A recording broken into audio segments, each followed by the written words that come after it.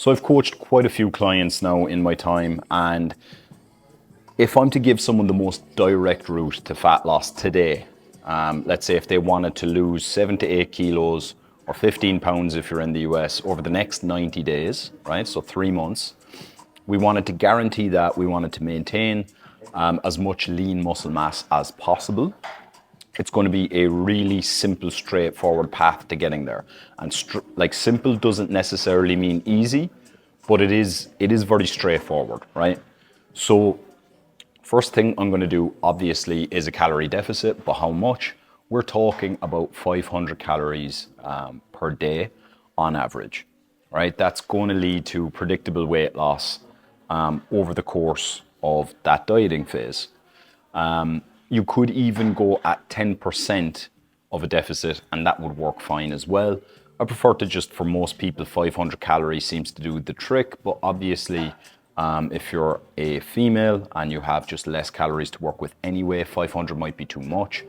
And conversely, if you're massively overweight, 500 might not be enough. So obviously there is some variation there. But I'm going to get them on average on a 500 calorie deficit per day. I'm also going to get them consuming 1 gram of protein per pound of total body weight. If you're massively overweight, instead just use your height and eat that amount of protein per day in grams. So whatever you are in centimeters, you eat that in grams of protein. Next thing I am going to do is I'm going to get them resistance training 3 to 4 times per week. The reason I say resistance training and not cardio as the primary, let's say, modality of training is because cardio works up until a certain point. And what I mean by that is even how cardio works is not how we think it works. It's not that you're burning additional fat while you're doing all this cardio. It definitely eats into the amount of calories that you're consuming, and it can help support your calorie deficit. But the main role of cardio is to help with your appetite. It's to help with your mood. It's to help you feel better while you're implementing the deficit with your diet.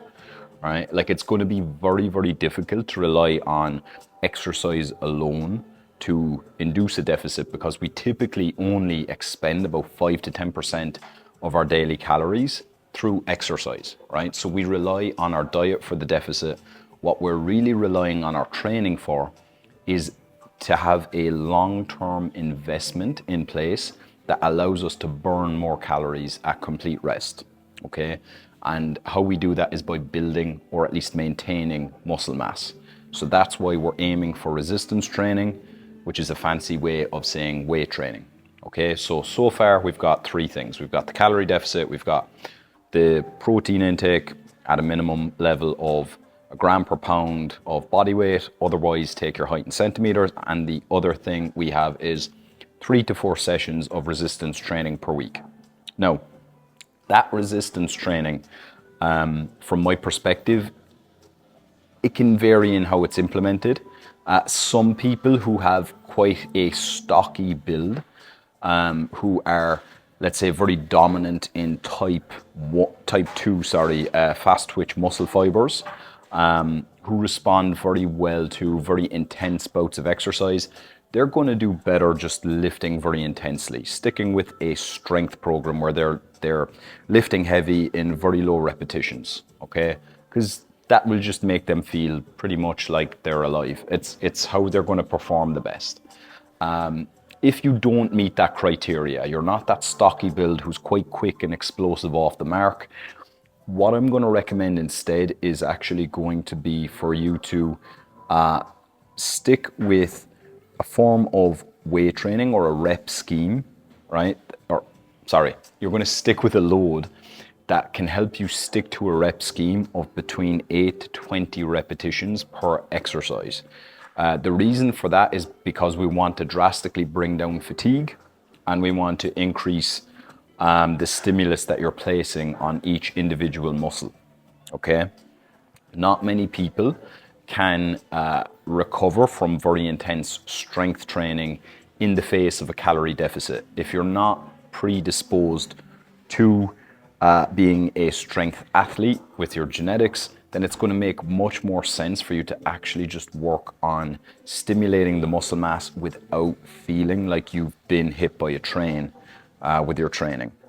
Because the increased recovery demands from heavy strength training, excessive cardio, that creates the perfect storm for you breaking your calorie deficit and then looking to, eat additional carbohydrates, additional quick sources of calories that can just gain back some additional fuel to help with recovery.